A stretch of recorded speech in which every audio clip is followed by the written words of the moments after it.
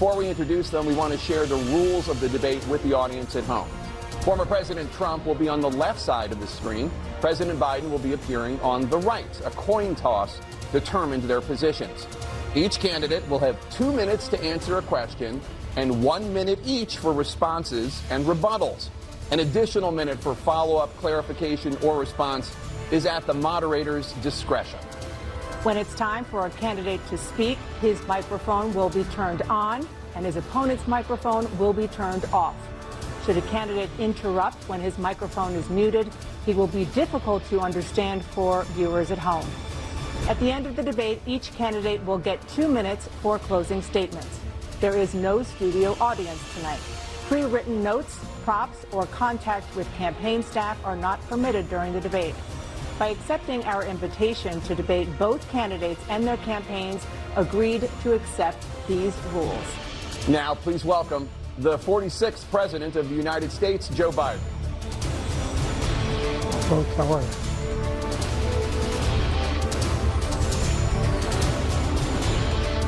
Great to be here. Thank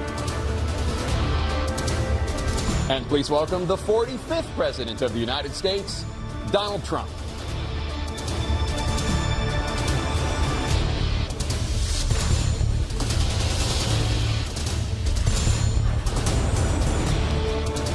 Gentlemen, thanks so much for being here. Let's begin the debate, and let's start with the issue that voters consistently say is their top concern, the economy.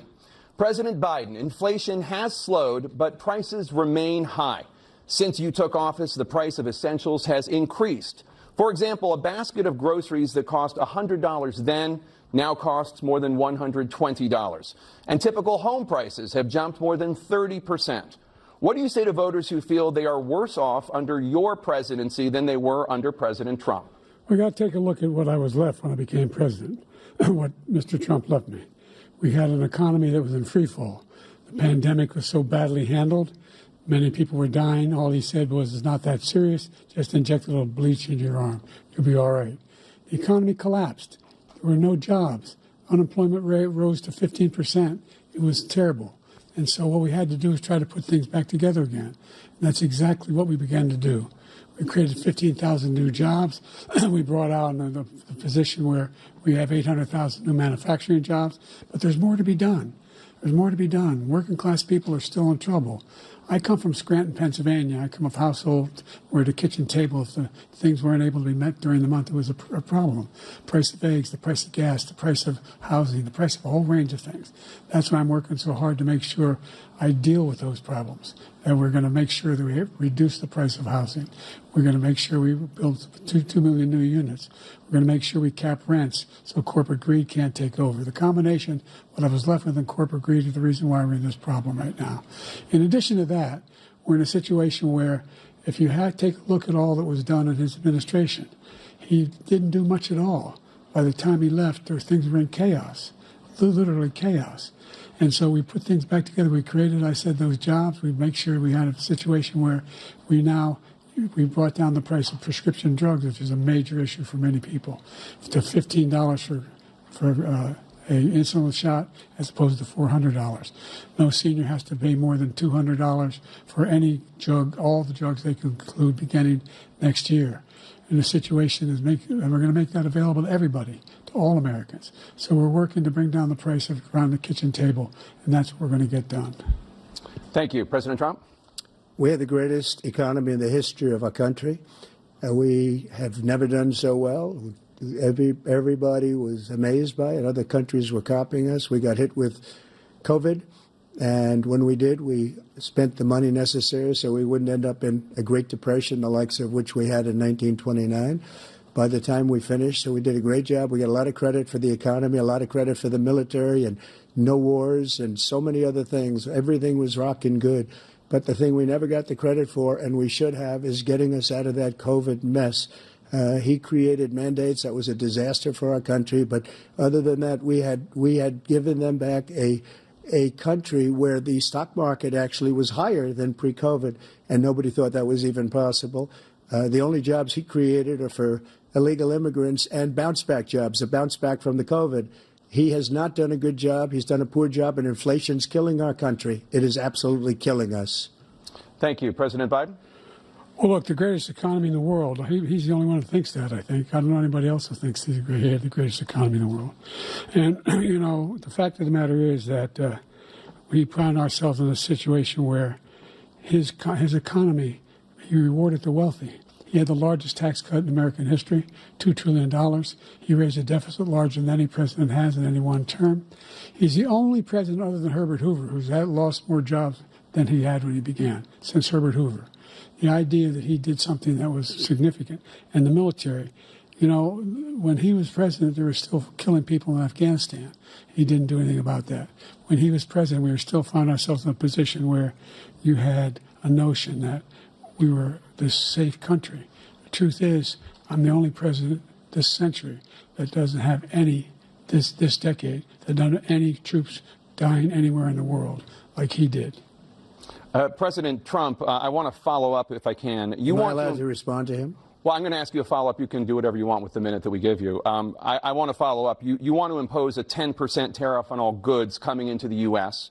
How will you ensure that that doesn't drive prices even higher? It's not going to drive them higher. It's just going to cause countries that have been ripping us off for years, like China and many others, in all fairness to China, it's going to just force them to pay us a lot of money, reduce our deficit tremendously, and give us a lot of power for other things. But he made a statement. The only thing he was right about is I gave you the largest tax cut in history. I also gave you the largest regulation cut in history. That's why we had all the jobs. And the jobs went down, and then they bounced back, and he's taking credit for bounce-back jobs. You can't do that. He also said he inherited 9% inflation. No, he inherited almost no inflation, and it stayed that way for 14 months.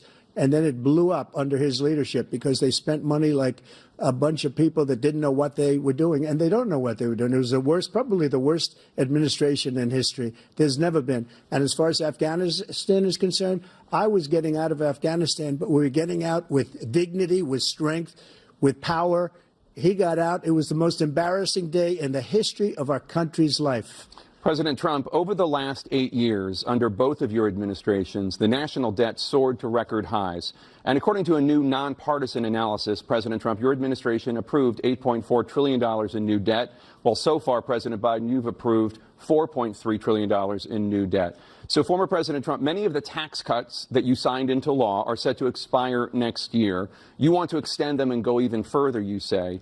With the U.S. facing trillion-dollar deficits and record debt, why should top earners and corporations pay even less in taxes than they do now? Because the tax cuts spurred the greatest economy that we've ever seen just prior to COVID. And even after COVID, it was so strong that we were able to get through COVID much better than just about any other country.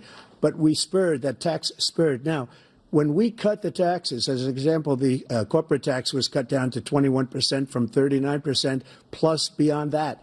We took in more revenue with much less tax, and companies were bringing back trillions of dollars back into our country. The country was going like never before, and we were ready to start paying down debt. We were ready to start using the liquid gold right under our feet, the oil and gas right under our feet. We were going to have something that nobody else has had. We got hit with COVID. We did a lot to fix it. I gave him an unbelievable situation with all of the therapeutics and all of the things that we came up with.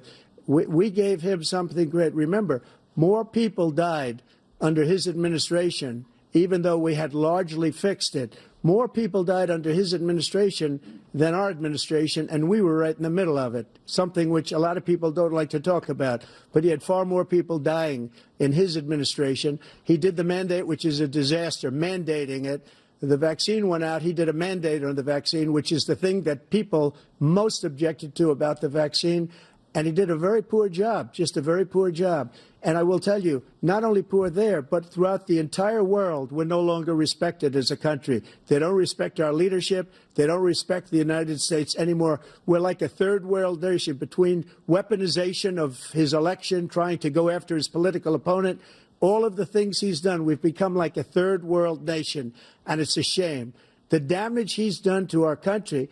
And I'd love to ask him, and will, why he allowed millions of people to come in here from prisons, jails, and mental institutions to come into our country and destroy our country. President Trump, we will get to immigration later in this block. President Biden, I want to give you an opportunity to respond to this question about the national debt. He had the largest national debt of any president in a 4-year period, number one. Number two, That $2 trillion tax cut benefited the very wealthy. What I'm going to do is fix the tax system. For example, we have 1,000 billionaires in America. And what's happening? They're in a situation where they, in fact, pay 8.2% in taxes. If they just paid 24%, 25%, either one of those numbers, they'd raise $500 billion, I should say, in a 10-year period. We'd be able to wipe out his debt. We'd be able to help make sure that all those things we need to do, child care, elder care, making sure that we continue to strengthen our health care system, making sure that we're able to make every single solitary person eligible for what I've been able to do with the COVID, with dealing with everything we have to do with, look, if we finally beat Medicare. Thank you, President Biden. President Trump? Well, he's right. He did beat Medicare. He beat it to death, and he's destroying Medicare because all of these people are coming in. They're putting them on Medicare. They're putting them on Social Security. They're going to destroy Social Security. This man is going to single-handedly destroy Social Security. These millions and millions of people coming in, they're trying to put them on Social Security. He will wipe out Social Security. He will wipe out Medicare. So he was right in the way he finished that sentence. And it's a shame. What's happened to our country in the last 4 years is not to be believed. Foreign countries, I'm friends with a lot of people, they cannot believe what happened to the United States of America. We're no longer respected. They don't like us. We give them everything they want, and they think we're stupid. They think we're very stupid people. What we're doing for other countries, and they do nothing for us. What this man has done is absolutely criminal. Thank you, President Trump. Dana? This is the first presidential election since the Supreme Court overturned Roe v. Wade. This morning, the court ruled on yet another abortion case, temporarily allowing emergency abortions to continue in Idaho, despite that state's restrictive ban. Former President Trump, you take credit for the decision to overturn Roe v. Wade, which returned the issue of abortion to the states. Correct. However, the federal government still plays a role in whether or not women have access to abortion pills. They're used in about 2/3 of all abortions. As president, would you block abortion medication? First of all, the Supreme Court just approved the abortion pill, and I agree with their decision to have done that, and I will not block it.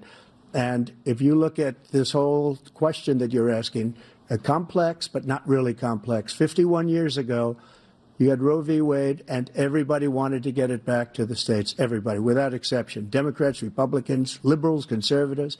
Everybody wanted it back. Religious leaders. And what I did is I put 3 great Supreme Court justices on the court, and they happened to vote in favor of killing Roe v. Wade and moving it back to the states. This is something that everybody wanted. Now, 10 years ago or so, they started talking about how many weeks and how many this, getting into other things. But every legal scholar throughout the world, the most respected, wanted it brought back to the states. I did that. Now the states are working it out. If you look at Ohio, it was a decision that was an end result that was a little bit more liberal than you would have thought.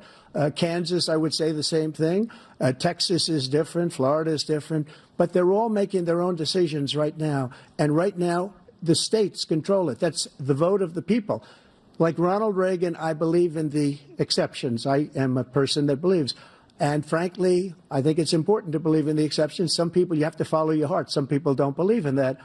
But I believe in the exceptions for rape, incest, and the life of the mother. I think it's very important. Some people don't. Follow your heart. But you have to get elected also. And because that has to do with other things. You got to get elected. The problem they have is they're radical because they will take the life of a child in the 8th month, the 9th month, and even after birth. After birth, if you look at the former governor of Virginia, he was willing to do this. He said, we'll put the baby aside and we'll determine what we do with the baby, meaning we'll kill the baby. What happened is we brought it back to the states, and the country is now coming together on this issue. It's been a great thing. Thank you. President Biden? It's been a terrible thing, what you've done. The fact is that the vast majority of constitutional scholars supported Roe when it was decided, supported Roe. And that's this idea that they're all against it is just ridiculous. And this is the guy who says the state should be able to have it. We're in a state where in 6 weeks, You don't even know whether you're pregnant or not, but you cannot see a doctor, and have him decide on what your circumstances are, whether you need help. The idea that states are able to do this is a little like saying we're going to turn civil rights back to the states, let each state have a different rule. Look, there's so many young women who have been, including a young woman who just was murdered, and he went to the funeral. The idea that she was murdered by an immigrant coming in, they talk about that. But here's the deal. There's a lot of young women who are being raped by their in-laws, by their spouses, brothers and sisters, it's just ridiculous, and they can do nothing about it. And they try to arrest them when they cross state lines. Thank you. There have been many young women murdered by the same people he allows to come across our border. We have a border that's the most dangerous place anywhere in the world, considered the most dangerous place anywhere in the world. And he opened it up, and these killers are coming into our country, and they are raping and killing women. And it's a terrible thing. As far as the abortion is concerned, it is now back with the states. The states are voting. In many cases, it's frankly a very liberal decision. In many cases, it's the opposite. But they're voting, and it's bringing it back to the vote of the people, which is what everybody wanted, including the founders, if they knew about this issue, which, frankly, they didn't. But they would have. Everybody wanted it brought back. Ronald Reagan wanted it brought back. He wasn't able to get it. Everybody wanted it brought back, and many presidents had tried to get it back. I was the one to do it. And again, this gives it the vote of the people, and that's where they wanted it. Every legal scholar wanted it that way. Staying on the topic of abortion, President Biden, 7 states, I'll let you do that. This is the same topic. 7 states have no legal restrictions on how far into a pregnancy a woman can obtain an abortion. Do you support any legal limits on how late a woman should be able to terminate a pregnancy? I supported Roe v. Wade, which had 3 trimesters. The first time is between the woman and the doctor. Second time is between the doctor and an extreme situation. The third time is between the doctor, between the woman and the state. The idea that the politicians, that the founders wanted the politicians to be the ones making decisions about women's health is ridiculous. That's the last. No politician should be making that decision. A doctor should be making those decisions. That's how it should be run. That's what you're going to do. And if I'm elected, I'm going to restore Roe v. Wade. So that means he can take the life of the baby in the 9th month and even after birth, because some states, Democrat run, take it after birth. Again, the former governor of Virginia, put the baby down, then we decide what to do with it. So he's willing to, as we say, rip the baby out of the womb in the 9th month and kill the baby. Nobody wants that to happen, Democrat or Republican. Nobody wants it to happen. That is simply not true. The Roe v. Wade does not provide for that. That's not the circumstance. Only if a woman's life is in danger, she's going to die. That's the only circumstance in which that can happen. But we are not for late-term abortion, period. Period, period. Under Roe v. Wade, you have late-term abortion. You can do whatever you want, depending on the state. You can do whatever you want. We don't think that's a good thing. We think it's a radical thing. We think the Democrats are the radicals, not the Republicans. For 51 years, that was the law. 51 years, constitutional scholarship said it was the right way to go. 51 years, and it was taken away because this guy put very conservative members on the Supreme Court. He takes credit for taking it away. What's he going to do? What's he going to do, in fact, if the MAGA Republicans, he gets elected, and the MAGA Republicans control the Congress, and they pass a universal ban on abortion, period, across the board at 6 weeks or 7 or 8 or 10 weeks, something very, very conservative. Is he going to sign that bill? I'll veto it. He'll sign it. Thank you. Let's turn now to the issue of immigration and border security. President Biden, a record number of migrants have illegally crossed the southern border on your watch. Overwhelming border states and overburdening cities such as New York and Chicago, and in some cases causing real safety and security concerns. Given that, why should voters trust you to solve this crisis? Because we worked very hard to get a bipartisan agreement that not only changed all of that, it made sure that we are in a situation where You had no circumstance where they could come across the border with the number of border police there are now. We significantly increased the number of asylum officers. By the way, the Border Patrol endorsed my position.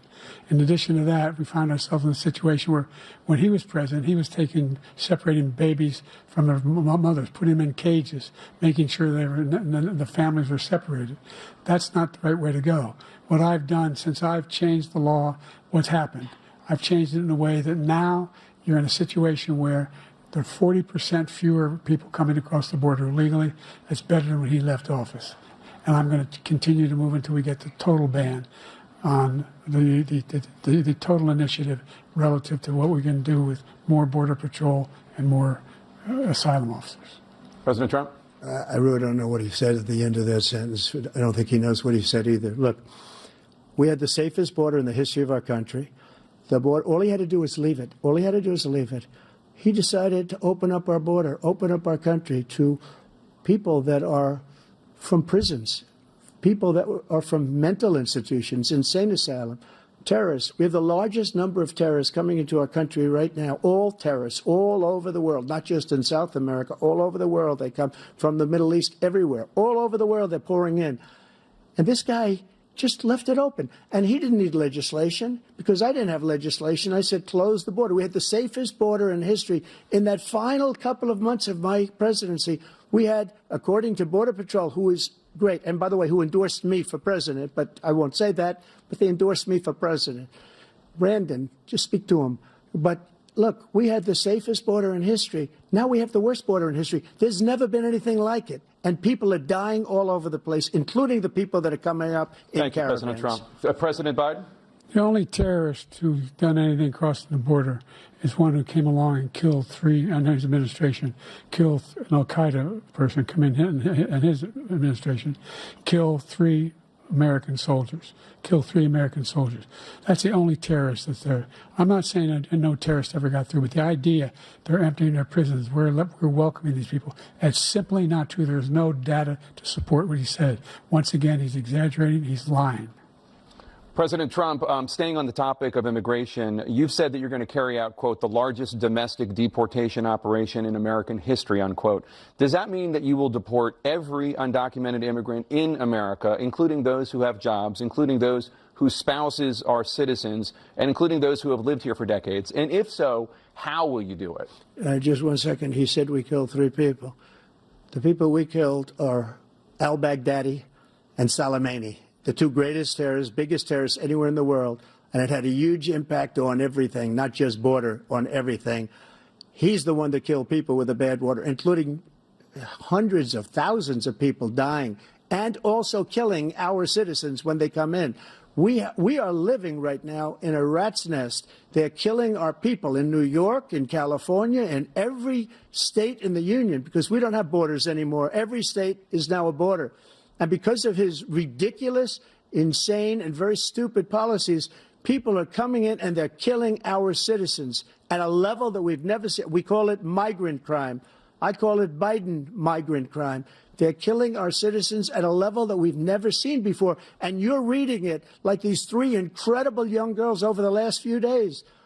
One of them, I just spoke to the mother, and he just had the funeral for this girl, 12 years old.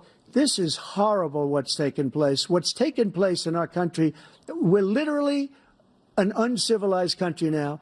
He doesn't want it to be. He just doesn't know. He opened the borders. Nobody's ever seen anything like. And we have to get a lot of these people out, and we have to get them out fast because they're going to destroy our country. Just take a look at where they're living.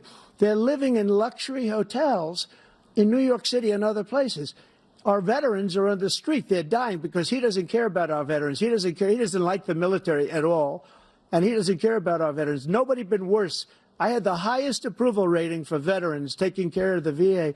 He has the worst. He's gotten rid of all the things that I approved, choice that I got through Congress, all of the different things I approved, they abandoned. We had by far the highest, and now it's down in less than half because he's done all these great things that we did. And I think he did it just because I approved it, which is crazy. But he has killed so many people at our border by allowing all of these people to come in. And it's a very sad day in America. President Biden, you have the mic. Every single thing he said is a lie. Every single one. For example, Veterans are a hell of a lot better off since I passed the PACT Act. 1 million of them now have insurance, and their families have it. Their families have it because what happened, whether it was Agent Orange or burn pits, they're all being covered now. And his group opposed that. We're also in a situation where we have great respect for veterans. My son spent a year in Iraq, living right next to one of those burn pits, came back with stage 4 glioblastoma. I was recently in France for D-Day, and I spoke all about those heroes that died. I went to the World War I cemetery he refused to go to. He was standing with his 4-star general, and he told me, he said, I don't want to go in there because they're a bunch of losers and suckers. My son was not a loser, was not a sucker. You're the sucker. You're the loser. President Trump? First of all, that was a made-up quote, suckers and losers. They made it up. It was in a third-rate magazine that's failing, like many of these magazines. He made that up. He put it in commercials. We've notified him. We had 19 people that said I didn't say it. And think of this. Who would say I'm at a cemetery or I'm talking about our veterans? Because nobody's taken better care. I'm so glad this came up, and he brought it up. There's nobody that's taken better care of our soldiers than I have. To think that I would, in front of generals and others, say suckers and losers. We have 19 people that said it was never said by me. It was made up by him, just like Russia was made up, just like the 51 intelligence agents are made up, just like the new thing with the 16 economists are talking. It's the same thing. 51 intelligence agents said that the laptop was Russia disinformation. It wasn't. That came from his son, Hunter. It wasn't Russia disinformation. He made up the suckers and losers, so he should apologize to me right now. 4-star general standing to your side who was on your staff who said you said it, period. That's number one. And number two, the idea that I have to apologize to you for anything along the line. We've done more for veterans than any president has in American history. And they now are in their family. The only sacred obligation we have as a country is to care for our veterans when they come home and their families and equip them when they go to war. That's what we're doing. That's what the VA is doing now. They're doing more for veterans than ever before in our history. All right. Thank you so much. Let's move to the topic of foreign policy. I want to begin with Russia's war against Ukraine, which is now in its 3rd year. Former President Trump, Russian President Vladimir Putin says he'll only end this war if Russia keeps the Ukrainian territory it has already claimed and Ukraine abandons its bid to join NATO. Are Putin's terms acceptable to you?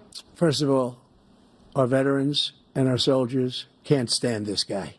They can't stand him. They think he's the worst commander-in-chief, if that's what you call him, that we've ever had. They can't stand him. So let's get that straight. And they like me more than just about any of them. And that's based on every single bit of information. As far as Russia and Ukraine, if we had a real president, the president that knew, that was respected by Putin, he would have never invaded Ukraine. A lot of people are dead right now, much more than people know. You know, they talk about numbers. You can double those numbers, maybe triple those numbers. He did nothing to stop it. In fact, I think he encouraged Russia from going in.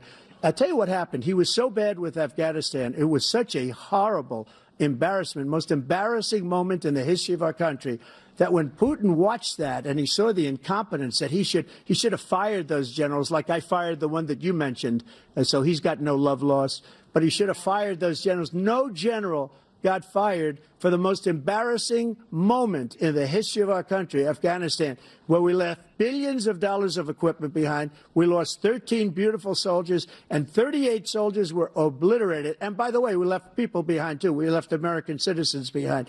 When Putin saw that, he said, you know what? I think we're going to go in and maybe take this was his dream. I talked to him about it, his dream. The difference is he never would have invaded Ukraine, never.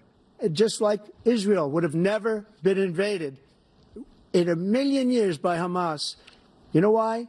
Because Iran was broke with me. I wouldn't let anybody do business with them. They ran out of money. They were broke. They had no money for Hamas. They had no money for anything. No money for terror. That's why you had no terror at all during my administration. This place, the whole world is blowing up under him. President Biden? I've never heard so much malarkey in my whole life. Look, the fact of the matter is that we're in a situation where, let's take the last point first. Iran attacked American troops, cause brain damage for a number of these troops, and he did nothing about it. Recently, not when he was president, they attacked. He said they're just having headaches. That's all it is. He didn't do a thing when the attack took place, number one. Number two, we got over 100,000 Americans and others out of Afghanistan during that airlift. Number three, we found ourselves in a situation where, if you take a look at what Trump did in Ukraine, this guy told Trump, do whatever you want, and do whatever you want. And that's exactly what Trump did to Putin, encourage him, do whatever you want. And he went in. And listen to what he said when he went in. He was going to take Kyiv in 5 days, remember? Because it's part of the old Soviet Union. That's what he wanted to reestablish, Kyiv. And he, in fact, didn't do it at all. He wasn't able to get it done. And they've lost thousands and thousands of troops, 500,000 troops. President Trump, I never come back said to you that. for 1 minute. I just want to go back to my original question, which is, are Putin's terms acceptable to you? Keeping the territory in Ukraine? Acceptable. No, they're not acceptable. But look, this is a war that never should have started. If we had a leader in this war, he led everybody along.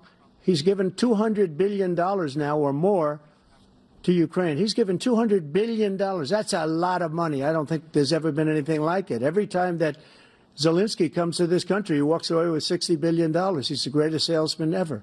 And I'm not knocking him. I'm not knocking anything. I'm only saying the money that we're spending on this war, and we shouldn't be spending, it should have never happened. I will have that war settled between Putin and Zelensky as president-elect before I take office on January 20th. I'll have that war settled. People being killed so needlessly, so stupidly, and I will get it settled, and I'll get it settled fast before I take office. President Biden, you have a minute. The fact is that Putin is a war criminal. He's killed thousands and thousands of people. And he has made one thing clear. He wants to reestablish what was part of the Soviet Empire, not just a piece. He wants all of Ukraine. That's what he wants. And then do you think he'll stop there? Do you think he'll stop when if he takes Ukraine? What do you think happens to Poland? What do you think of Belarus? What do you think happens to those NATO countries? And so if you want a war, you ought to find out what he's going to do, because if in fact he does what he says and walks away, and by the way, all that money we give Ukraine are from weapons we make here in the United States. We give them the weapons, not the money at this point. And our NATO allies have produced as much funding for Ukraine as we have. That's why we're strong. Thank you. Moving on to the Middle East. In October, Hamas attacked Israel, killing more than 1,000 people and taking hundreds of hostages. Among those held and thought to still be alive are 5 Americans. Israel's response has killed thousands of Palestinians and created a humanitarian crisis in Gaza. President Biden, you've put forward a proposal to resolve this conflict, but so far Hamas has not released the remaining hostages, and Israel is continuing its military offensive in Gaza. So what additional leverage will you use to get Hamas and Israel to end the war? You have 2 minutes. Number one, everyone from the United Nations Security Council straight through to the G7 to the Israelis and Netanyahu himself have endorsed the plan I put forward, which has 3 stages to it. The first stage is trade the hostages for a ceasefire. Second phase is a ceasefire with additional conditions. The third phase is the end of the war. The only one who wants the war to continue is Hamas. Number one, they're the only ones standing out. We're still pushing hard to get them to accept. In the meantime, what's happened? In Israel, we're finding that the only thing I've denied Israel was 2,000-pound bombs. They don't work very well in populated areas. They kill a lot of innocent people. We're providing Israel with all the weapons they need and when they need them. And by the way, I'm the guy that organized the world against Iran when they had a full-blown intercontinental ballistic missile attack on Israel. No one was hurt. No one Israeli was accidentally killed, and it just stopped. We saved Israel. We are the biggest producer of support for Israel of anyone in the world. And so there are 2 different things. Hamas cannot be allowed to be continued. We continue to send our experts and our intelligence people as to how they can get Hamas like we did bin Laden. You don't have to do it. And by the way, they've been greatly weakened Hamas, greatly weakened, and they should be. They should be eliminated. But you've got to be careful for what using certain weapons among population centers. Just going back to Ukraine for 1 second. We have an ocean separating us. The European nations together have spent $100 billion, or maybe more than that, less than us. Why doesn't he call them and say, you got to put up your money like I did with NATO? I got them to put up hundreds of billions of dollars. The Secretary General of NATO said Trump did the most incredible job I've ever seen. They wouldn't have any. They were going out of business. We were spending almost 100% of the money was paid by us. He didn't do that. He's getting all. You got to ask these people to put up the money. We're over $100 billion more spent, and it has a bigger impact on them because of location, because we have an ocean in between. You got to ask them. As far as Israel and Hamas, Israel's the one that wants to go. He said the only one that wants to keep going is Hamas. Actually, Israel is the one, and you should let him go and let him finish the job. He doesn't want to do it. He's become like a Palestinian, but they don't like him because he's a very bad Palestinian. He's a weak one. President Biden, you have a minute. I've never heard so much foolishness. This is a guy who wants to get out of NATO. You're going to stay in NATO? He's going to pull out of NATO. The idea that we have, our strength lies in our alliances as well. It may be a big ocean, but we're ever able to avoid a war in Europe, a major war in Europe? What happens if, in fact, you have Putin continue to go into NATO? We have an Article 5 agreement. Attack on one is attack on all. You want to start the nuclear war he keeps talking about, go ahead. Let Putin go in and control Ukraine and then move on to Poland and other places. See what happens then. He has no idea what the hell he's talking about. And by the way, I got 50 other nations around the world to support Ukraine, including Japan and South Korea, because they understand that this kind of dislocation has a serious threat to the whole world peace. No major war in Europe has ever been able to be contained just to Europe. President Trump, just to follow up, would you support the creation of an independent Palestinian state in order to achieve peace in the region? I'd have to see, but before we do that, the problem we have is that we spend all the money. So they kill us on trade. I made great trade deals with the European nations because if you add them up, they're about the same size economically. Their economy is about the same size as the United States. And they were no cars, they don't want anything that we have, but we're supposed to take their cars, their food, their everything, their agriculture. I changed that. But the big thing I changed is they don't want to pay. And the only reason that he can play games with NATO is because I got them to put up hundreds of billions of dollars. I said, and he's right about this, I said, no, I'm not going to support NATO if you don't pay. They asked me that question, would you guard us against Russia, at a very secret meeting of the 28 states at that time, nations at that time. And they said, no, if you don't pay, I won't do that. And you know what happened? Billions and billions of dollars came flowing in the next day and the next months. But now we're in the same position. We're paying everybody's bills. Let's turn to the issue of democracy. Former President Trump, I want to ask you about January 6, 2021. After you rallied your supporters that day, some of them stormed the Capitol to stop the constitutionally mandated counting of electoral votes. As president, you swore an oath to, quote, preserve, protect, and defend, unquote, the Constitution. What do you say to voters who believe that you violated that oath through your actions and inaction on January 6th and worry that you'll do it again? Well, I don't think too many believe that. And let me tell you about January 6th. On January 6th, we had a great border. Nobody coming through, very few. On January 6th, we were energy independent. On January 6th, we had the lowest taxes ever. We had the lowest regulations ever. On January 6th, we were respected all over the world. All over the world, we were respected. And then he comes in, and we're now laughed at. We're like a bunch of stupid people. What happened to the United States' reputation under this man's leadership is horrible, including weaponization, which I'm sure at some point you'll be talking about, where he goes after his political opponent because he can't beat him fair and square. You have 80 seconds left. My question was, what do you say to those voters who believe that you violated your constitutional oath through your actions and inaction on January 6, 2021, and worry that you'll do it again? Well, I didn't say that to anybody. I said peacefully and patriotically. And Nancy Pelosi, if you just watched the news from 2 days ago, on tape to her daughter, who's a documentary filmmaker, they say, but she's saying oh, no, it's my responsibility. I was responsible for this. Because I offered her 10,000 soldiers or National Guard, and she turned them down. And the mayor in writing, by the way, the mayor in writing turned it down, the mayor of D.C. They turned it down. I offered 10,000 because I could see, I had virtually nothing to do. They asked me to go make a speech. I could see what was happening. Everybody was saying they're going to be there on January 6th. They're going to be there. And I said, you know what? There's a lot of people coming. You could feel it. You could feel it, too, and you could feel it.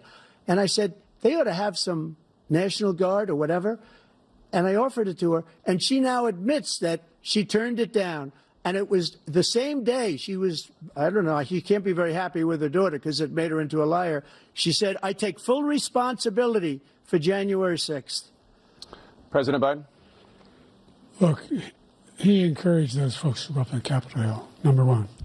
I sat in the dining room off the Oval Office. He sat there for 3 hours watching, begging, being begged by his vice president and a number of his colleagues on the Republican side as well to do something, to call for a stop, to end it. Instead, they talked about these people being patriots and great patrons of America.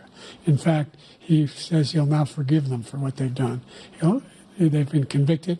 He says he wants to commute their sentences and say that no. But he went to every single court in the nation. I don't know how many cases, scores of cases, including the Supreme Court, and they said, no, this guy is responsible for doing what was done. He did do a damn thing, and these people should be in jail, and they should be the ones who are being held accountable. And he wants to let them all out, and now he says if he loses again, such a whiner that he is, that it could be a bloodbath. Thank you, President Biden. President Trump? What they've done to some people that are so innocent, you ought to be ashamed of yourself. What you have done, how you've destroyed the lives of so many people. When they ripped down Portland, when they ripped down many other cities, you go to Minnesota, Minneapolis, what they've done there with the fires all over the city. If I didn't bring in the National Guard, that city would have been destroyed. When you look at all of they took over big chunks of Seattle. I was all set to bring in the National Guard. They heard that. They saw them coming, and they left immediately. What he said about this whole subject is so off. Peacefully patriotic. One other thing. The Unselect Committee, which is basically two horrible Republicans that are all gone now, out of office, and Democrats, all Democrats, they destroyed and deleted all of the information they found because they found out we were right. We were right. And they deleted and destroyed all of the information. They should go to jail for that. If a Republican did that, they'd go to jail. Thank you, President Trump. President Biden, I want to give you a minute. The only person on this stage is a convicted felon is the man I'm looking at right now. And the fact of the matter is, what he's telling you is simply not true. The fact is that there was no effort on his part to stop what was going on up in Capitol Hill. And all those people, every one of those who were convicted, just turned over desks, turned them over statues. The idea that those people are patriots? Come on.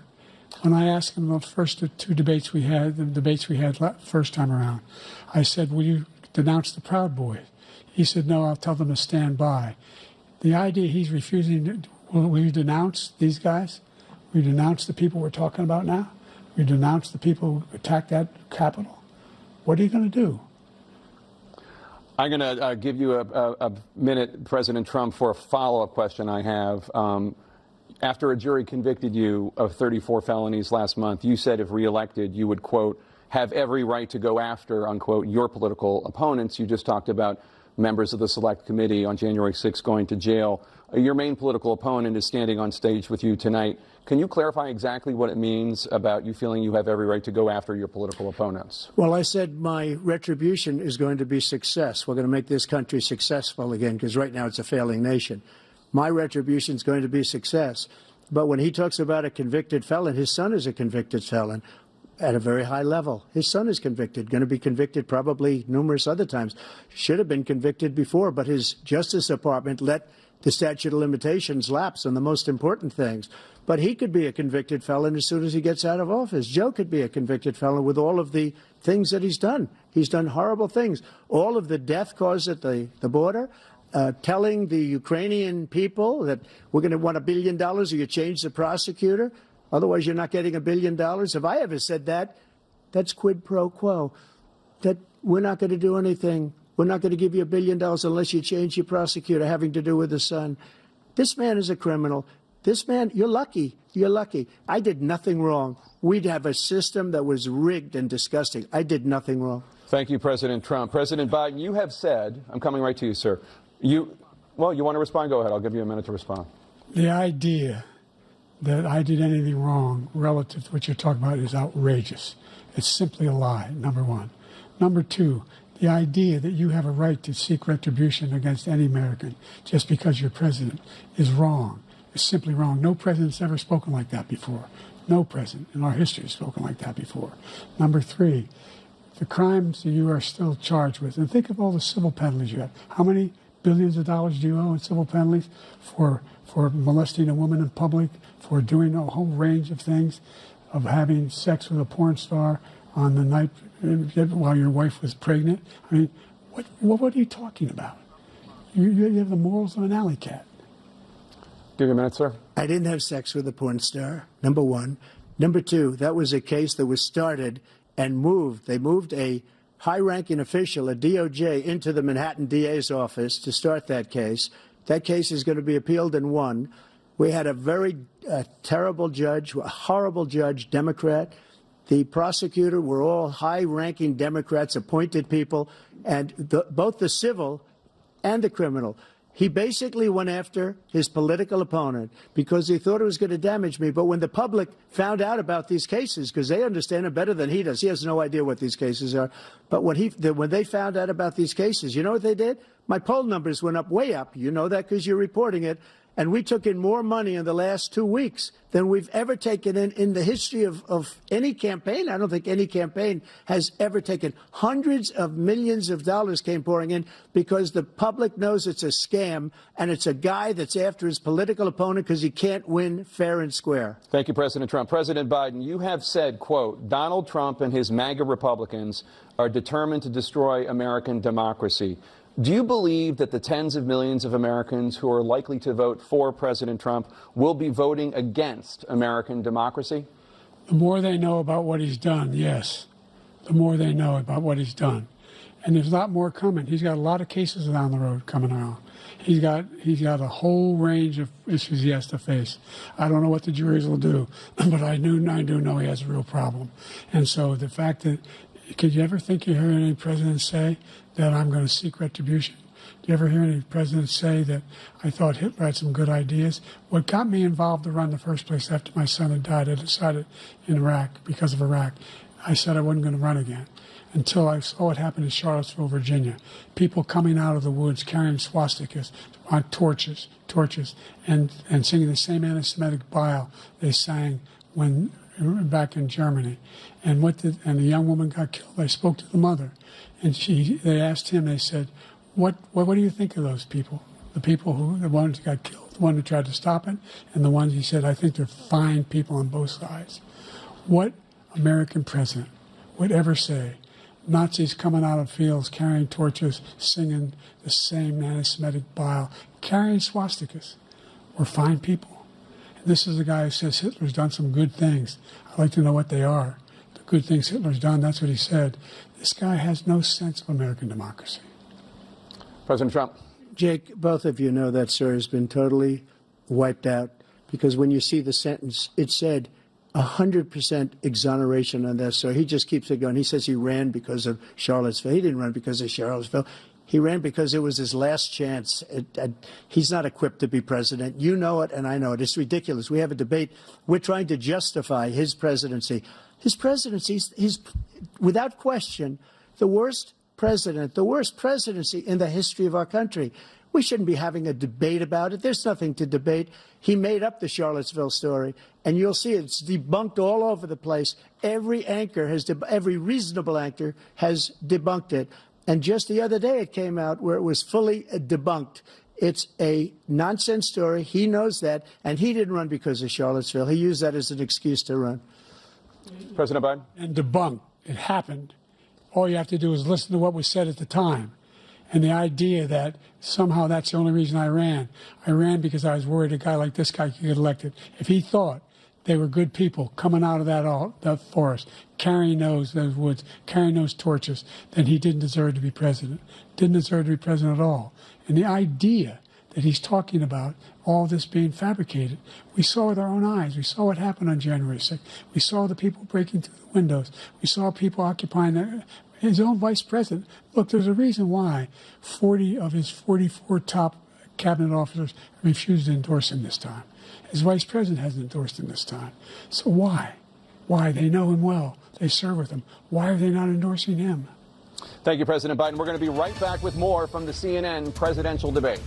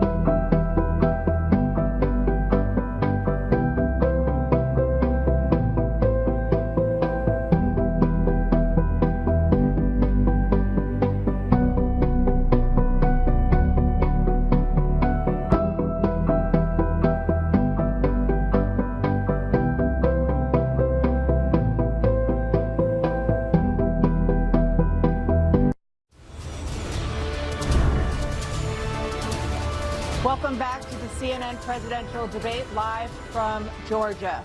Let's talk about persistent challenges you both faced in your first terms and you'd certainly face again in a second term. President Biden, while black unemployment dropped to a record low under your presidency, black families still earn far less than white families. Black mothers are still 3 times more likely to die from pregnancy-related causes, and black Americans are imprisoned at 5 times the rate of white Americans. What do you say to black voters who are disappointed that you haven't made more progress? They acknowledge they made a lot of progress, number one. The fact of the matter is there's more small black businesses that have been started than any time in history. Number two, the wages of black unemployment is the lowest level it's been in a long, long time. Number three, we're providing housing for black Americans and dealing with the segregation that exists among these corporations that collude to keep people out of their houses.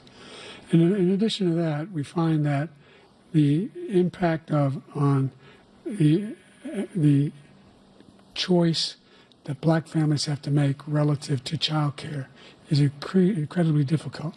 When we did the first major piece of legislation in the past, I was able to reduce black child care costs. I cut them in half. We got to make sure we provide for child care costs.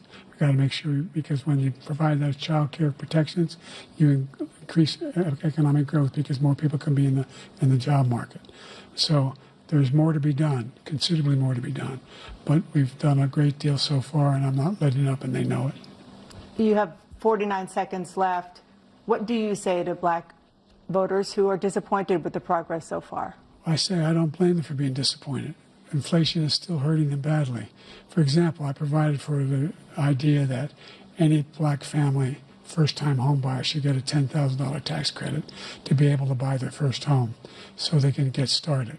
I made sure that we're in a situation where all those black families and those black individuals who had to take out student loans that were ballooning, that if they were engaged in nursing, doctor, and anything having to do with volunteerism, if they paid their bills for 10 years on their student debt, all the rest was forgiven after 10 years.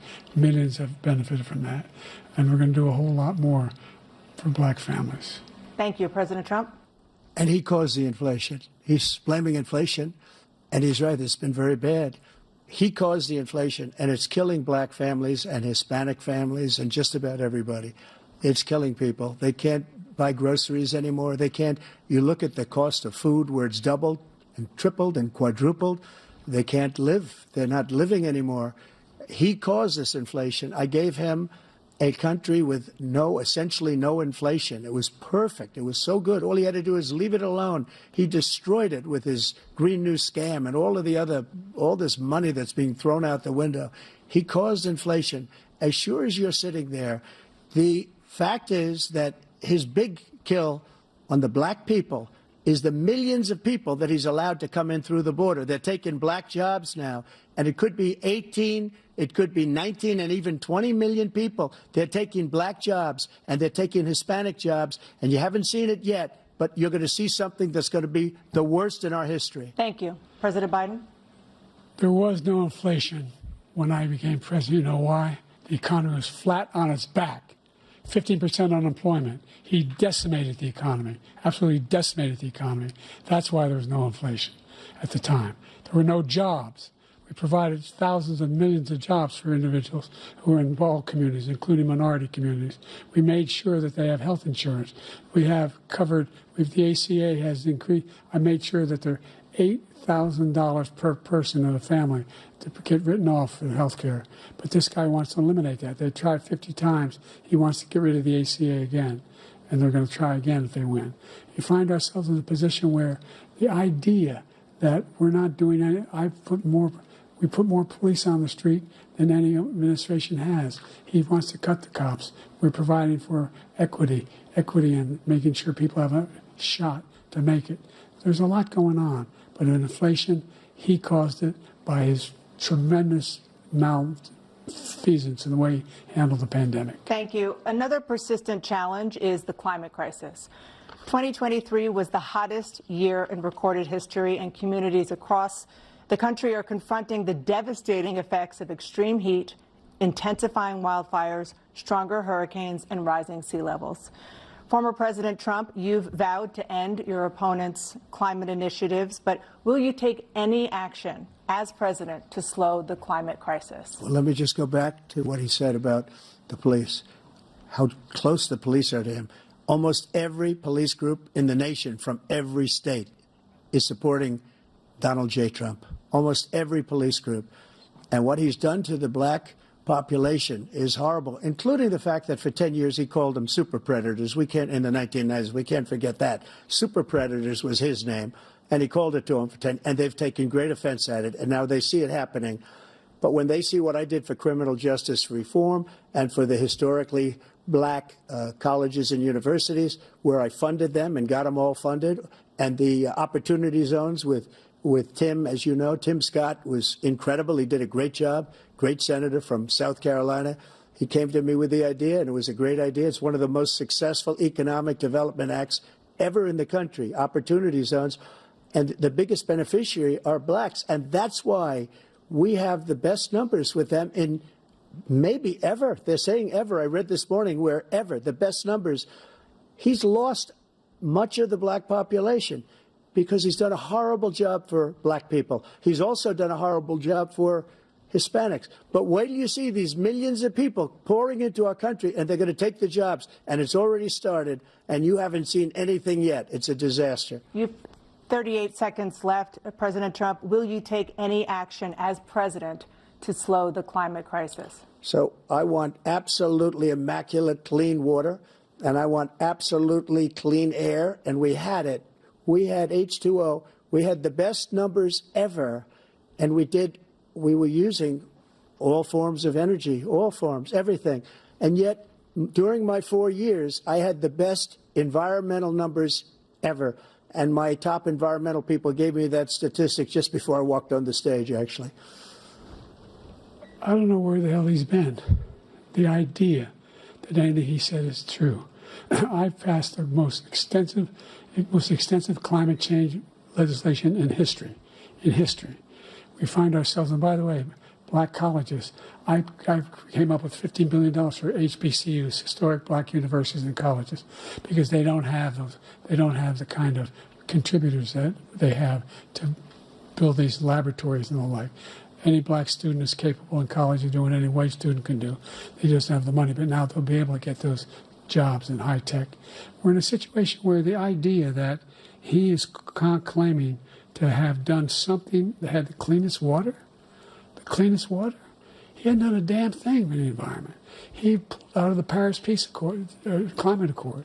I immediately joined it because if we reach 1.5 degrees Celsius at any one point, there's no way back. The only existential threat to humanity is climate change, and he didn't do a damn thing about it. He wants to undo all that I've done. The Paris Accord was going to cost us $1 trillion, and China nothing, and Russia nothing, and India nothing. It was a ripoff of the United States. And I ended it because I didn't want to waste that money because they treat us horribly. We were the only ones. It was costing us money. Nobody else was paying into it. And it was a disaster. But everything that he said just now, I'll give you an example. I heard him say before insulin. I'm the one that got the insulin down for the seniors. I took care of the seniors. What he's doing is destroying all of our medical programs because the migrants coming in, they want everybody. And look, I have the biggest heart on the stage. I guarantee you that. And I want to take care of people. But we're destroying our country. They're taking over our schools, our hospitals, and they're going to be taking over Social Security. He is destroying Social Security, Medicare, and Medicaid. Where does that come from? The idea is that we, in fact, we were the only ones of consequence who were not members of the Paris Accord.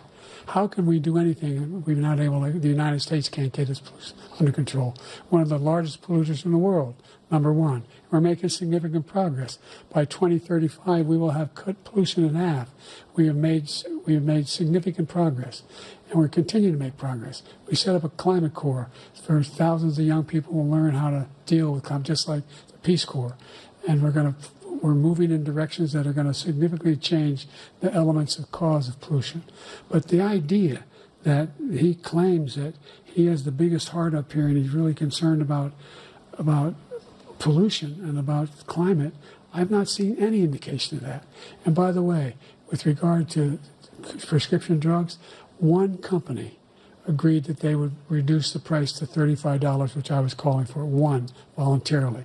I made sure every company in the world, every pharmaceutical company, cannot have to pay. Thank you. And by the way, So every day, millions of Americans struggle just to make ends meet. For many older Americans, Social Security provides a critical lifeline. President Biden, if nothing is done to Social Security, seniors will see their benefits cut in just over 10 years. Will you name tonight one specific step that you're willing to take to keep Social Security solvent? Yes, make the very wealthy begin to pay their fair share. Right now, everybody making under $170,000 pays 6% of their income, of their paycheck, every single time they get a paycheck from the time of the first one they get when they're 18 years old. The idea that they're going to, I've been proposing that everybody, the millionaires pay 1%. 1%.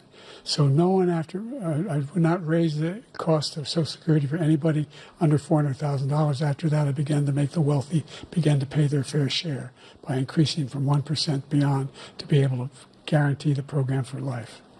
So you still have 82 seconds left. Are there any other measures that you think that would be able to help keep Social Security solvent, or is that one enough? Well, no, that one enough will keep it solvent. But the biggest thing will do if we defeat this man, because he wants to get rid of Social Security. He thinks there's plenty to cut in Social Security. He's wanting to cut Social Security and Medicare, both times. And and if you look at the program put forward by the House Republican caucus that he, I believe, supports, is in fact want to cut it as well. The idea that we don't need to protect our seniors is ridiculous. And by the way, the American public has greater health care coverage today than ever before. And on the ACA, as I said, you're in a circumstance where 400,000 people, 40 million people would not have insurance because they have a pre-existing condition. Only thing that allows them to have that insurance is the fact that they, in fact, are part of the ACA. And by the way, the other thing is, we're in a situation where I talk about education for black communities. I've raised the amount of money for Pell Grants by another $8,000. So anybody making under $70,000 a year is going to be able to get $15,000 toward their tuition. He just doesn't know what he's talking about. Thank you, President Biden. President Trump. So I've dealt with politicians all my life. I've been on this side of the equation for the last 8 years. I've never seen anybody lie like this guy. He lies. I've never seen it. He can look you in the face. About so many other things, too. And we mentioned the laptop. We mentioned Russia, Ukraine. Everything he does is a lie. It's misinformation and disinformation. The losers and suckers story that he made up is a total lie on the military. It's a disgrace. But Social Security, he's destroying it because millions of people are pouring into our country, and they're putting them onto Social Security. They're putting them onto Medicare, Medicaid. They're putting them in our hospitals. They're taking the place of our citizens. What they're doing to the VA, to our veterans, is unbelievable. Our veterans are living in the street, and these people are living in luxury hotels. He doesn't know what he's doing, and it's really coming back. I've never seen such anger in our country before. President Biden? The idea that veterans are not being taken care of, I told you before. And by the way, when I said suckers and losers, he acknowledged after that he fired that general. That general got fired because he's the one that acknowledged that that's what he said. He was the one standing with Trump when he said it, number one. Number two, the idea that we're going to be in a situation where all these millions and millions, the way he talks about it, illegal aliens are coming into the country and taking away our jobs. There's a reason why we have the fastest growing economy in the world, the reason why we have the most successful economy in the world. We're doing better than any other nation in the world. And by the way, those 15 Nobel laureates he talked about being phony, those 15 Nobel laureates, economists, they all said that if Trump is reelected, we're likely to have a recession and inflation is going to increase and go up. And by the way, worst president in history, 159 presidential scholars voted him the worst president in the history of the United States of America.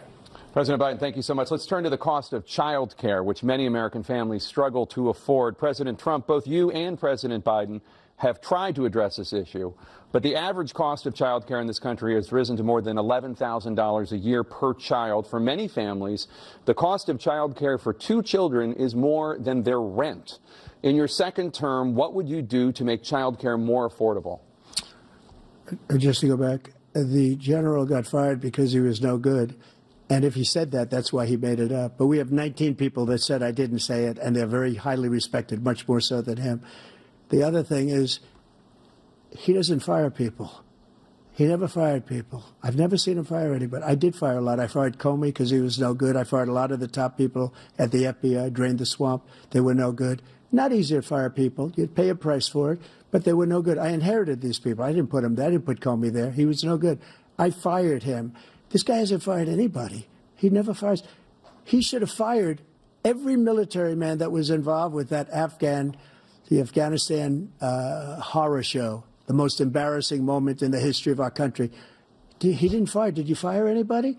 Did you fire anybody that's on the border that's allowed us to have the worst border in the history of the world? Did anybody get fired for allowing 18 million people, many from prisons, many from mental institutions? Did you fire anybody that allowed our country to be destroyed? Joe, our country is being destroyed as you and I sit up here and waste a lot of time on this debate. This shouldn't be a debate. He is the worst president. He just said about me because I said it. But look, he's the worst president in the history of our country. He's destroyed our country. Now all of a sudden he's trying to get a little tough on the border. He came out with a nothing deal, and it reduced it a little bit, like this much. It's insignificant. He wants open borders. He wants our country to either be destroyed or he wants to pick up those people as voters. And I don't think we just can't let it happen. If he wins this election, our country doesn't have a chance, not even a chance, of coming out of this rut. We probably won't have a country left anymore. That's how bad it is. He is the worst in history by far. Thank you, President Trump. President Biden? We're the most admired country in the world. We're the United States of America. There's nothing beyond our capacity. We have the finest military in the history of the world, the finest in the history of the world. No one thinks we're weak. No one wants to screw around with us. Nobody, number one. Number two, the idea that we're talking about worst presidents. I wasn't joking. Look it up or go online. 159 or 58, don't hold me the exact number, presidential historians, they've had meetings and they voted who's the worst president in American history. One through best to worst. They said he was the worst in all of American history. That's a fact. That's not conjecture. He can argue they're wrong, but that's what they voted. The idea that he is doing anything to deal with child care, he did virtually nothing to child care. We should significantly increase the child care tax credit. We should significantly increase the availability of women and men or single parents to be able to go back to work. And we should encourage businesses to have. Thank you, President Biden. Facilities. President Trump, the question was about what would you do to make child care more affordable, if you want to take your minute. Just so you understand, we have polling, we have other things that they rate him the worst because what he's done is so bad. And they rate me, I'll show you, I will show you, and they rate me one of the best, okay? And if I'm given another 4 years, I will be the best. I think I'll be the best. Nobody's ever created an economy like us. Nobody ever cut taxes like us. He's the only one I know. He wants to raise your taxes by 4 times. He wants to raise everybody's taxes by 4 times. He wants the Trump tax cuts to expire. So everybody, including the two of you, are going to pay 4 to 5 times. Nobody ever heard of this before. All my life, I'd grow up and I'd see politicians talking about cutting taxes. When we cut taxes, as I said, we did more business. Apple and all these companies, they were bringing money back into our country. The worst president in history by far, and everybody knows it. President Biden? Look, the fact of the matter is that he's dead wrong about, he's increased the tariff, he will increase the taxes on middle-class people. I said I'd never raise a tax upon anybody making less than $400,000. I didn't. But this tariff is 10% tariffs. Everything coming into the country, you know what the economists say? That's going to cost the average American $2,500 a year more because they're going to have to pay the difference in food and all the things that are very important. Number two, he's in a situation where he talks about how he has not raised, he somehow helped the middle class. The middle class have been devastated by you. Now you want a new tax cut of $5 trillion over the next 10 years, which is going to fundamentally bankrupt the country. You had the largest deficit of any president in American history, number one. Number two, you have not, in fact, made any contact, any progress with China. We are the lowest trade deficit with China since 2010. Thank you, We were at the President highest. Biden. You lost Thank you, President Biden. Let's discuss an epidemic impacting millions of Americans that both of you have made a top priority in your first term, the opioid crisis. And for both of you, the number of overdose deaths in this country has gone up. Under your term, it went up. Under your term, it has gone up. Former President Trump, despite the efforts that both of you have made, more than 100,000 Americans are dying from overdoses every year, primarily from fentanyl and other opioids. What will you do to help Americans right now in the throes of addiction who are struggling to get the treatment they need? To finish up, we now have the largest deficit in the history of our country under this guy. We have the largest deficit with China. He gets paid by China. He's a Manchurian candidate. He gets money from China. So I think he's afraid to deal with them or something.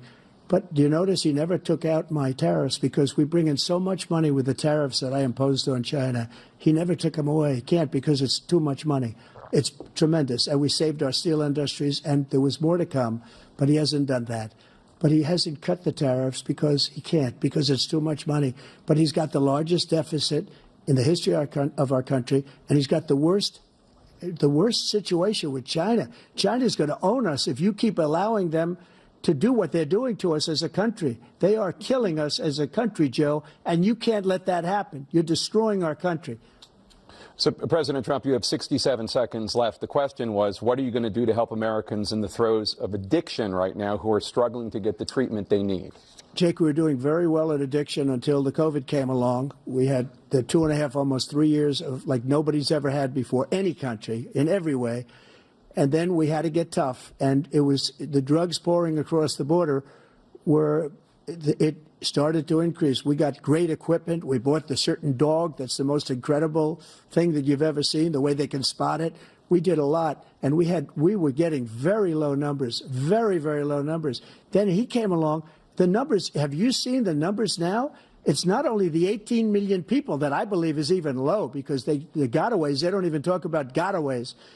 But the numbers of the amount of drugs and human trafficking in women coming across our border, the worst thing I've ever seen, at numbers that nobody's ever seen under him because the border's so bad.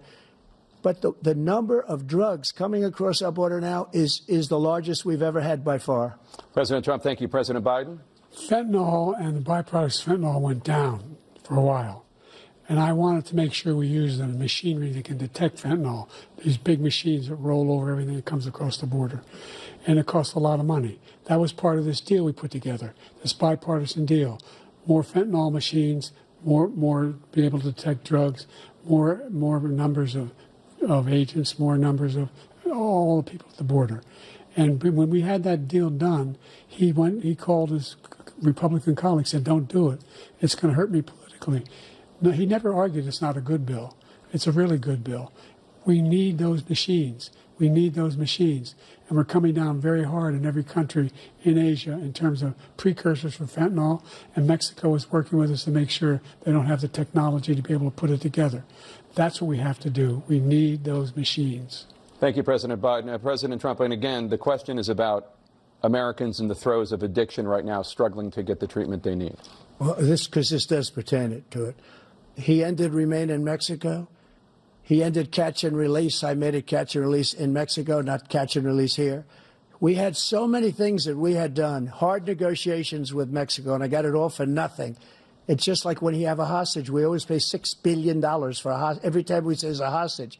Now we have a hostage, a Wall Street Journal reporter, I think a good guy, and he's over there because Putin is laughing at this guy, probably asking for billions of dollars for the reporter.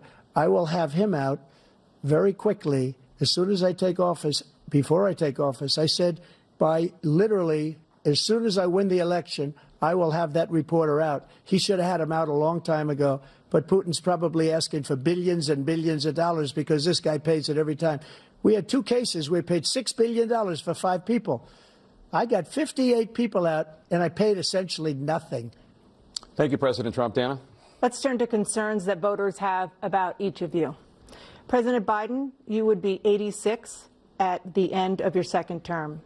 How do you address concerns about your capability to handle the toughest job in the world well into your 80s? Well, first of all, I spent half my career being criticized as being the youngest person in politics. I was the second youngest person ever elected to the United States Senate, and now I'm the oldest. This guy's 3 years younger and a lot less competent. I think that just look at the record. Look at what I've done. Look how I've turned around the horrible situation he left me. As I said, 15 million new jobs, 800,000 manufacturing jobs, more investment in America, over billions of dollars in private investment in enterprises that we are growing. By the way, we brought an awful lot of people. The whole idea of computer chips. We used to have 40% of the market. We invented those chips, and we lost it because he was sending people to find the cheapest jobs overseas and to bring home a product. So I went to South Korea. I convinced Samsung to invest billions of dollars here in the United States, and guess what? Those fabs they call that to build these chips. Those fabs pay over $100,000. You don't need a college degree for them, and there's billions. About $40 billion already being invested and being built right now in the United States, creating significant jobs for Americans from all over the world. President Biden, you have 40 seconds left. Would you like to add anything? Yeah, I would. The idea that somehow we are this failing country. I never heard a president talk like this before. We're the envy of the world. Name me a single major country president who wouldn't trade places with the United States of America for all our problems and all our opportunities. We're the most progressive country in the world in getting things done. We're the strongest country in the world. We're a country in the world who keeps our word, and everybody trusts us. All of our allies and those who he coddles up to, from Kim Jong-un, he sends love letters to, and Putin, etc. They don't want to screw around with us. Thank you. Former President Trump, to follow up, you would be 82 at the end of your second term. What do you say to voters who have concerns about your capabilities to serve? Well, I took 2 tests, cognitive tests. I aced them, both of them, as you know. We made it public. He took none. I'd like to see him take one, just one, a real easy one. Like go through the first 5 questions. He couldn't do it. But I took 2 cognitive tests. I took physical exams every year. And, you know, we knock on wood wherever we may have wood, that I'm in very good health. I just won 2 club championships, not even senior, 2 regular club championships. To do that, you have to be quite smart, and you have to be able to hit the ball a long way. And I do it. He doesn't do it. He can't hit a ball 50 yards. He challenged me to a golf match. He can't hit a ball 50 yards. I think I'm in very good shape. I feel that I'm as in good a shape as I was 25, 30 years ago. Actually, I'm probably a little bit lighter, but I'm in as good a shape as I was years ago. I feel very good. I feel the same. But I was willing to take a cognitive test. And you know what? If I didn't do well, I aced them. Dr. Ronnie Jackson, who's a great guy when he was White House doctor. And then I took another one, a similar one. And one of them said they've never seen anybody ace him. Thank you. President Biden? You can see he is 6'5" and only 223 pounds, or 235 pounds. You never said it was 6'4". Well, you said 6'4", 200. Well, anyway, that's what anyway, just take a look at what he says he is, and take a look at what he is. Look, I'd be happy to have a driving contest with him. I got my handicap, which when I was vice president, down to a 6. But by the way, I told you before, I'm happy to play golf with you if you carry your own bag. Think you can do it? That's the biggest lie, that he's a 6 handicap of all. I was an 8 handicap. Yeah. 8. Never. But I had, you know how many? I've seen you swing. I know you swing. Okay, let's not act like children. President Trump, we're going to 21 turn Let's not act like children. You to are a a child. specific concern that voters have about you. Will you pledge tonight that once all legal challenges have been exhausted, that you will accept the results of this election, regardless of who wins, and you will say right now that political violence in any form is unacceptable? Well, I shouldn't have to say that, but of course I believe that. It's totally unacceptable. And if you would see my statements that I made on Twitter at the time, and also my statement that I made in the Rose Garden, you would say it's one of the strongest statements you've ever seen. In addition to the speech I made in front of, I believe, the largest crowd I've ever spoken to, and I will tell you, nobody ever talks about that. They talk about a relatively small number of people that went to the Capitol, and in many cases were ushered in by the police. And as Nancy Pelosi said, it was her responsibility, not mine. She said that loud and clear. But the answer is, if the election is fair, free, and I want that more than anybody. And I'll tell you something. I wish he was a great president, because I wouldn't be here right now. I'd be at one of my many places enjoying myself. I wouldn't be under indictment because I wouldn't have been his political opponent, because he indicted me because I was his opponent. I wish he was a great president. I would rather have that. I wouldn't be here. I don't mind being here. But the only reason I'm here is he's so bad as a president that I'm going to make America great again. We're going to make America great again. We're a failing nation right now. We're a seriously failing nation. And we're a failing nation because of him. His policies are so bad. His military policies are insane. They're insane. These are wars that will never end with him. He will drive us into World War III, and we're closer to World War III than anybody can imagine. We are very, very close to World War III, and he's driving us there. And Kim Jong-un and President Xi of China, Kim Jong-un of North Korea, all of these, Putin, they don't respect him. They don't fear him. They have nothing going with this gentleman, and he's going to drive us into World War III. You want a World War III, let him follow and win, and let Putin say, do what you want, NATO. Just do what you want. There's a thing called Article 5. An attack on one is an attack on all, and required response. The idea, I can't think of a single major leader in the world who wouldn't trade places with the job I've done and what they've done. Because we are a powerful nation. We have wonderful people. It's because of the people, not me. It's because of the American people. They're capable of anything, and they step up when they're needed. And right now, we're needed. We're needed to protect the world because our own safety is at stake. And again, you want to have a war, just let Putin go ahead and take Kyiv, make sure they move on, see what happens in Poland, Hungary, and other places along that border. Then you have a war. President Trump, as I come back to you for a follow-up, the question was, will you accept the results of this election, regardless of who wins? Just to finish what he said, if I might, Russia, they took a lot of land from Bush. They took a lot of land from Obama and Biden. They took no land, nothing from Trump, nothing. He knew not to do it. He's not going to play games with me. He knew that. I got along with him very well, but he knew not to play games. He took nothing from me.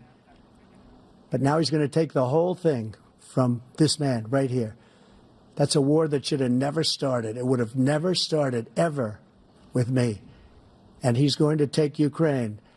And, you know, you asked me a question before, would you do this with? He's got us in such a bad position right now with Ukraine and Russia, because Ukraine's not winning that war. He said, I will never settle until such time. They're running out of people. They're running out of soldiers. They've lost so many people. It's so sad.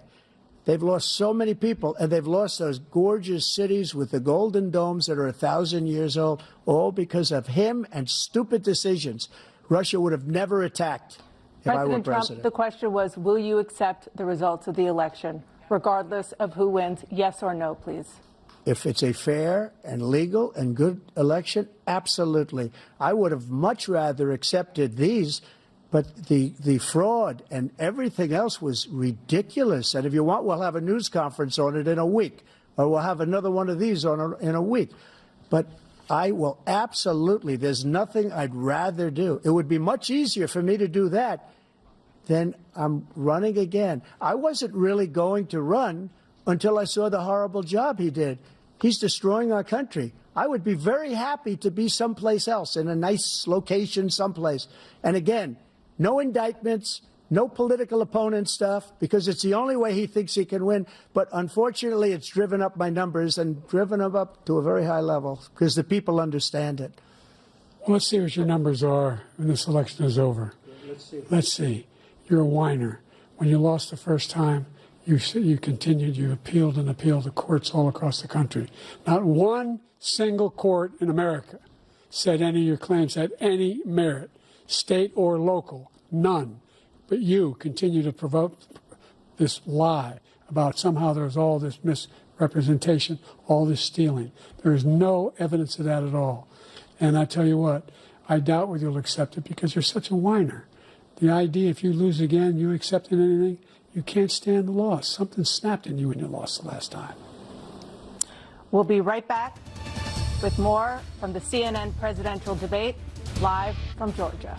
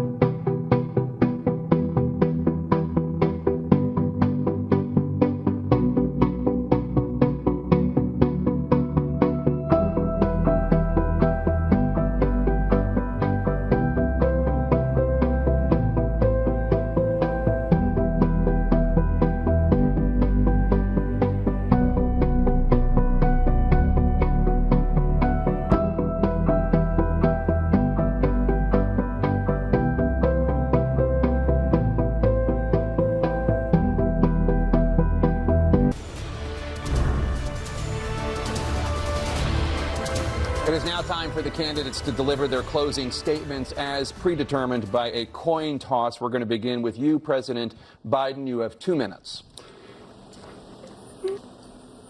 We've made significant progress from the debacle that was left by President Trump in his last term. We find ourselves in a situation where, number one, we have to make sure that we have a fair tax system. I ask anyone out there in the audience or anyone out watching this debate, do you think the tax system is fair? The fact is that I said nobody even making under $400,000 had a single penny increase in their taxes, and will not. And if I'm reelected, that'll be the case again. But this guy has increased your taxes because of the deficit. Number one, he's increased inflation because of the debacle he left after the way he handled the pandemic. And he finds himself in a position where he now wants to tax you more by putting a 10% tariff on everything that comes into the United States of America. What I did, when, for example, he wants to get rid of the ability of Medicare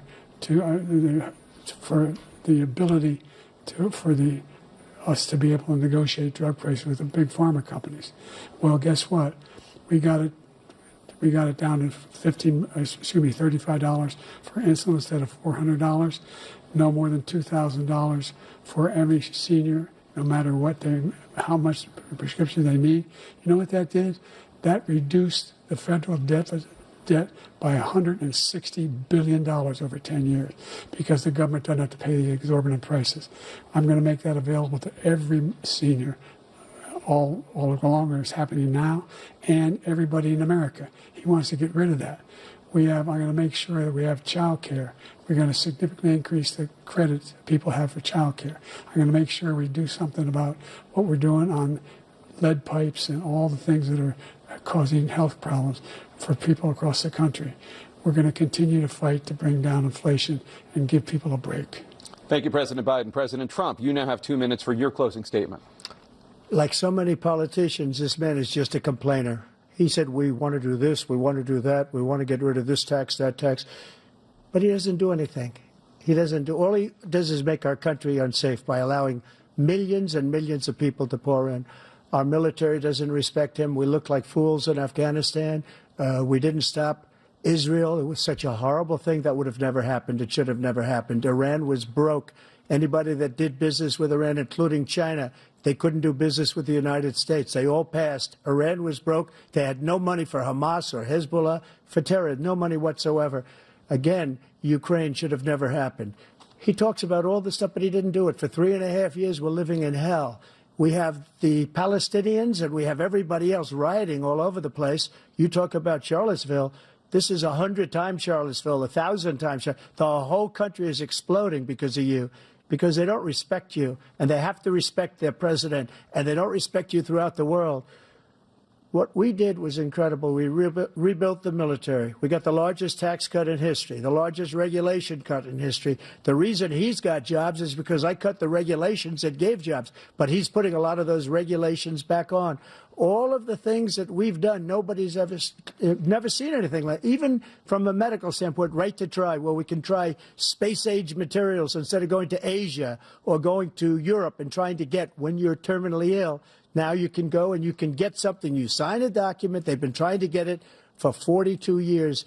But you know what we did for the military was incredible. Choice for our soldiers, where our soldiers, instead of waiting for 3 months to see a doctor, can go out and get themselves fixed up and readied up and take care of themselves, and they're living. And that's why I had the highest approval rating in the history of the VA.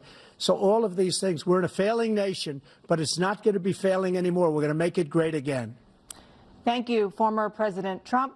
President Biden, stay with us because we have full analysis of this debate. Anderson Cooper and Aaron Burnett starts now on CNN.